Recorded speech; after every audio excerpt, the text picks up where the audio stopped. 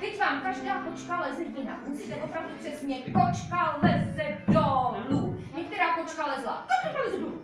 Jo? Přesně. Pojďte ještě jednou, jo? Já normálně řeknu kočka leze dolů. A všichni. Kočka leze dolů.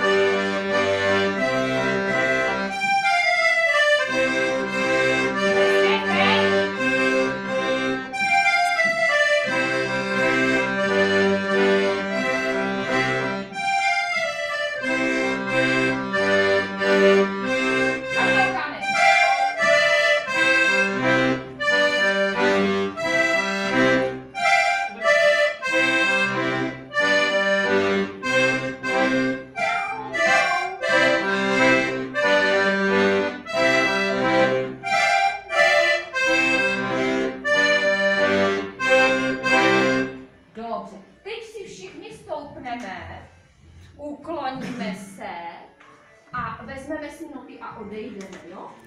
Tak a zase opatrně, ať tady nespadnete.